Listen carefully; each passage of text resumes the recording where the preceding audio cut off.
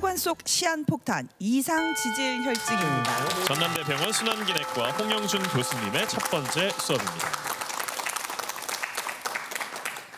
오늘은 제 환자 사례를 먼저 들려드리겠습니다. 34세의 젊은 남성 환자분이 얼마 전에 갑작스러운 가슴 통증으로 응급실에 실려왔는데요. 무려 2시간 전부터 극심한 통증이 있었다고 합니다. 급성 심근경색으로 진단하고 응급으로 관상동맥 스텐트 시술을 해서 다행히 환자분을 살릴 수 있었는데요. 오, 34시면은 저랑도 얼마 차이 안 나는데 그러네. 이게 평소에도 좀 위험 신호가 있었나요? 놀랍게도 이 젊은 분에게는 급성 심근경색의 대표 위험 인자인 고혈압, 당뇨도 없었고요. 심지어 담배도 안 피우는 아주 바른 청년이었습니다. 아니 근데 그 무서운 심근경색이 이렇게 젊은 친구한테 온 거예요? 원인은 바로 오늘 제가 말씀드릴 이상지질 혈증이었는데요. 문제는 이 이상지질 혈증은 평소에 특별한 증상이 없다 보니 많은 분이 괜찮겠지 하고 방치하는 경우가 많다는 겁니다. 하지만 관리하지 않고 방치할 경우 이분처럼 생명을 위협하는 심근경색이 올 수도 있는데요. 오늘은 증상이 없어서 더 무서운 혈관 속 시한폭탄 이상지질 혈증에 대해서 말씀드리겠습니다. 아니 제가 심근경색증은 많이 들어봤는데 이상지질혈증은 제가 좀 생소하거든요. 어떤 질환인가요, 이게? 예, 생소하신 분들도 많으실 텐데요. 이상지질 혈증은 쉽게 말씀드리면 혈액 속에 콜레스테롤이나 중성지방 같은 기름기 수치가 정상 범위를 벗어난 상태를 말합니다. 그럼 고지혈증이랑 비슷한 건가요? 많은 분들이 고지혈증과 이상지질 혈증을 헷갈리시는데 오늘 제가 이 차이를 확실하게 알려드리겠습니다. 우선 우리 몸에는 LDL 콜레스테롤, HDL 콜레스테롤, 중성지방 같은 여러 지방 성분이 존재합니다. 그런데 지방이라고 해서 무조건 나쁜 것은 아닙니다. 적절한 콜레스테롤은 혈관 벽을 보호하고 비타민 D나 호르몬을 만드는 데 도움을 주는 등 우리 몸을 유지하는 데 꼭 필요한 역할을 하는데요. 어떤 경우에 문제가 되는 건지는 다음 영상을 보면서 설명해 드리겠습니다. 콜레스테롤은 LDL 콜레스테롤과 HDL 콜레스테롤로 나뉘는데요. LDL 콜레스테롤은 간에서 혈액을 통해서 나쁜 콜레스테롤을 우리 몸 곳곳에 운반해 주는 역할을 합니다. 그런데 이 LDL 콜레스테롤이 너무 많게 되면 저렇게 혈관벽에 쌓이게 되죠. 결국은 혈액의 흐름까지 방해하면서 나쁜 일을 하기 때문에 나쁜 콜레스테롤이라고 부릅니다. 반면 HDL 콜레스테롤은 혈관벽에 있는 나쁜 콜레스테롤을 간으로 옮겨서 제거해주는 역할을 합니다. 혈관의 청소부라고도 하고요. 그래서 좋은 콜레스테롤이라고 부릅니다. 그리고 중성지방은 우리가 먹고 남은 에너지를 저장해 두는 역할을 하는 지방인데요. 필요할 때 에너지원으로 쓰이지만 너무 많아지면 혈관 질환이나 지방 간의 위험을 높일 수 있습니다. 고지혈증, 높을 꽃자 쓰죠. 높으면 안 좋다는 것이고요. LDL 콜레스테롤이나 중성지방이 높을 때 사용하는 표현이고요. 이상지질 혈증은 LDL 콜레스테롤, 중성지방이 높은 것뿐만 아니라 낮은 것도 안 좋다. HDL 콜레스테롤이 너무 낮은 상태도 해당합니다. 그러니까 몸에 도움이 되는 HDL 콜레스테롤이 낮을 때도 안 좋은 거군요. 예. 이게 그러면 이게 수치상 기준이 좀 있을까요? 그래서 이제 이상지질 혈증이라는 표현을 쓰고요. 지금 건강검진표를 보시면 혈액검사 칸에 총 콜레스테롤, LDL 콜레스테롤, 중성지방, HDL 콜레스테롤 수치를 확인할 수 있는데요. 오른쪽에 기준 보시면 총 콜레스테롤 240 이상, LDL 콜레스테롤 160 이상, 중성지방 200 이상, HDL 콜레스테롤은 남성은 40 미만, 여성은 50 미만. 이 중에서 하나만 해당하더라도 이상지질 혈증이라고 진단을 합니다. 하나만. 네. 아유, 셋 중에 하나여도 이상지질 혈증이다. 넷 중에 하나죠. 넷 중에 하나. 그러면 이게 고지혈증보다는 조금 더 넓은 개념인가요? 그렇죠. 아, 여기 보시면 총 콜레스테롤, LDL 콜레스테롤, 중성지방 다 괜찮은데 HDL 콜레스테롤만 34로 낮잖아요. 예. 이런 경우도 이상지질 혈증이라고 말을 합니다. 특별한 증상이 없다 보니 건강검진을 통해서 우연히 발견되는 경우가 많습니다. 실제로 이상지질 혈증은 우리나라 성인에게 매우 흔한 질환입니다. 20세 이상 성인 5명 중 2명이 앓고 있을 정도로 흔하게 나타나고 있거든요. 아니 5명 중에 2명이면은 굉장히 참 우리나라 사람들이 사실 그러니까 우리 중에도 있는 거예요. 그러니까 네. 먹는 거에 또 진심이잖아요. 맞아요. 우리가 삼겹살 먹고 나서 그거 그대로 놔둡니까? 고기 이제 밥 뒤집어 가지고 치즈 먹고. 올리고 치즈 올려서 김가루 올려. 김가루에다가 참기름 들기름 넣어. 그 넣어가지고 밥이랑 뜨거도 딱 먹고 나갈 때 뭐 있어? 아이스크림 있잖아. 너 박하사탕 먹을래? 아이스크림 먹을래? 아이스크림. 아이스크림 뭐 이렇게 이것까지 먹는데 우리가 먹는 거 좋아해서 이거 이상 지질혈증이 많은가 그러면? 많은 분들이 가장 오해하시는 게 바로 콜레스테롤 수치는 전부 방금 김영명 씨 말씀하셨듯이 음식 때문에 올라간다인데요. 네. 물론 삼겹살 같은 지방이 많은 육류나 튀긴 음식을 많이 먹으면 LDL 콜레스테롤 수치가 올라갈 수 있고요. 또 설탕이나 또 흰쌀밥, 빵 같은 탄수화물을 너무 많이 먹으면 우리 몸은 남은 에너지를 중성지방으로 바꿔서 저장하게 되니까 중성지방 수치도 함께 올라갈 수 있는 것이죠. 그런데 사실 우리 몸에 있는 콜레스테롤의 약 80%는 간에서 직접 만들어집니다. 음식을 통해서 들어오는 양은 약 20% 정도밖에 되지 않는데요. 그래서 어떤 분이 저는 기름진 음식도 하나도 안 먹는데 왜 콜레스테롤 수치가 높습니까? 저는 식단 관리도 열심히 하고 말랐는데 왜 이상지질혈증이 생겼죠? 이렇게 말씀하시는 분들이 있거든요. 근데 음식 외에도 정말 다양한 원인이 있습니다. 어떤 걸까요? 첫 번째는 바로 운동 부족입니다. 몸을 움직이지 않으면 지방을 에너지로 태우지 못해서 혈액 속 기름기가 계속 쌓이게 되고요. 두 번째는 음주입니다. 술은 그 자체로 중성지방 수치를 높이는 대표적인 원인인데요. 술을 마시면 간이 알코올을 보내느라 바빠지잖아요. 그래서 지방을 제대로 태우지 못하게 되고요. 그러다 보니 남은 지방이 간에 쌓이게 되고 간에서는 중성지방을 더 많이 만들어내게 되고 그렇기 때문에 혈액 속에 기름기가 더 쉽게 쌓이게 됩니다. 그런데 술을 마실 때 우리나라는 안주를 꼭 먹죠. 그렇죠. 안주 역시 많이 드시면 더 위험하겠죠. 그리고 세 번째는 깔끔하시죠? 안주를 그냥 뭐 하염없이 먹거든요, 그냥. 예, 그리고 세 번째는 가족력입니다. 유전적으로 간에서 콜레스테롤을 많이 만들거나 지방을 잘 제거하지 못하는 체질을 가족성 고콜레스테롤 혈증이라고 하는데요. 이 경우에는 LDL 콜레스테롤 수치가 190 이상 매우 높게 나타나는 경우가 많습니다. 마지막은 노화인데요. 나이가 들수록 몸의 대사 속도가 느려지면서 콜레스테롤 수치가 자연스럽게 올라갑니다. 특히 여성분들은 폐경이 되면 여성 호르몬인 에스트로겐이 줄어들잖아요.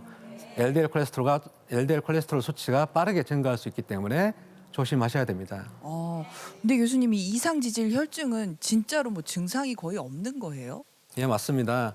이상지질혈증은 대부분 뚜렷한 증상이 없는데요. 가슴 통증이나 호흡곤란처럼 증상이 나타났을 때는 이미 혈관의 절반 이상을 막은 위험한 상태입니다. 그래서 정기적인 혈액 검사를 통해서 평소 자신의 콜레스테롤과 중성지방 수치를 미리 확인하시는 것이 중요합니다. 저도 건강검진하면 LDL이 조금 높다고 나오거든요. 근데 만약에 이게 이상지질혈증을 그냥 이제 신경 쓰지 않고 방치를 하면 어떻게 되는 거예요? 이상지질혈증을 방치하면 혈관에 지방이 쌓이면서 혈관 구조를 망가뜨리고 치명적인 합병증까지 유발할 수 있는데요. 그림에서 보시듯이 LDL 콜레스테롤이 과도하게 많아지면 혈관벽에 쌓이죠. 저 모양이 근데 죽처럼 생겼죠, 죽. 그래서 죽상경화증이라고 말을 합니다. 죽상경화증이 만들어지게 되고 이 죽상경화증이 심해져 가지고 심장혈관에서 혈관을 막게 되면 심근경색증, 뇌혈관에서 혈관을 막게 되면 뇌졸중으로 이어질 수 있습니다. 또 이상지질혈증은 지방간과도 밀접한 관련이 있는데요. 이 부분은 뒤에 박성재 교수님께서 자세히 설명해 주실 겁니다. 예. 그럼 치료는 어떻게 해야 됩니까, 교수님? 도와주세요. 이게 얼마 전에 수치가 좀 높다고 약간 진짜로? 그러니까 저도 조금 약간 걱정을 하거든요. 예. 저희가 이제 치료를 할 때 1차 목표로 삼는 게 LDL 콜레스테롤이거든요. 거기에 포커스를 맞춰서 치료를 하는데 먼저 약물 치료 말씀드리겠습니다. 가장 중요한 약이 스타틴입니다. 콜레스테롤을 줄이는데 가장 많이 쓰이는 약이고요. 이 스타틴은 간에서 콜레스테롤이 만들어지는 것을 직접 막아주는 역할을 합니다. 또 스타틴은 혈관벽의 염증을 줄여주는 효과도 있습니다. 두 번째로 스타틴 이외에도 에제티미브라는 약이 있는데요. 이 약은 음식을 통해서 들어온 콜레스테롤이 소장에서 흡수되는 것을 막아줍니다. 보통 스타틴과 함께 한 알로 합쳐진 복합제로 많이 사용합니다. 그다음에 페노피브레이트 같은 중성지방 조절제가 있는데요. 이 약은 중성지방 수치가 특히 높은 분들에게 처방되는 약입니다. 이런 약들은 하루에 한 번씩 꾸준히 복용하셔야 하는데요. 증상이 없다고 해서 임으로 약을 끊게 되면 다시 수치가 올라갈 수 있기 때문에 주의하셔야 됩니다. 근데 저도 이제 매일 약 먹기가 사실 이게 만만치가 않거든요. 그렇죠. 똑같은 시간에 똑같은 약을 다른 방법 뭐 없을까요, 선생님? 최근에는 앞에 말씀드린 기존 약만으로 LDL 콜레스테롤 수치가 충분히 조절되지 않거나 약에 또 부작용이 있는 분들이 있거든요. 그런 분들을 위해서 주사 치료도 시행을 하고 있습니다. 좀 어려운데요. 대표적인 치료가 바로 PCSK 숫자 9 억제제와 인클리시란이라는 주사제입니다. 먼저 PCSK9 억제제는 우리 몸이 스스로 LDL 콜레스테롤을 더 잘 제거하도록 돕는 주사제이고요. 2주나 또는 4주에 한 번씩 복부나 허벅지 앞쪽, 팔뚝 뒤쪽 등에 직접 주사하게 됩니다. 그리고 최근에는 기술이 더 발전해서 1년에 딱 2번, 즉 6개월에 한 번만 병원에 방문해서 맞는 인클리시란 같은 장기 지속형 주사도 사용되고 있는데요. 1년에 딱 2번만 맞다 보니 환자분들 사이에서는 콜레스테롤 백신 같다라는 이야기도 나옵니다. 아니 그러면은 이제 콜레스테롤이랑 중성지방 이런 거 이제 수치를 낮춰야 될 것 같은데 요거는 좀 어느 정도 목표를 잡아야 될까요? 조절을 하려면은. 아까 말씀드렸듯이 1차 목표는 LDL 콜레스테롤입니다. 이상지질 혈증 치료는 모든 사람에게 똑같은 기준을 적용하는 것이 아니라 환자마다 심혈관 질환의 위험도를 고려해서 LDL 콜레스테롤 목표치를 다르게 정하게 됩니다. 표에 보시듯이 이미 협심증이나 심근경색 같은 관상동맥 질환이 있는 경우는 LDL 콜레스테롤을 55 미만으로 낮춰야 되고요. 뇌졸중, 경동맥 질환, 말초혈관 질환, 복부 대동맥류 이런 혈관 질환을 갖고 계시거나 당뇨병이 있는데 당뇨병이 10년 이상 됐다든지 당뇨병 환자가 고혈압이나 흡연과 같은 다른 심혈관 질환 위험 인자가 있는 경우는 역시 LDL을 70 미만으로 엄격하게 조절해야 합니다.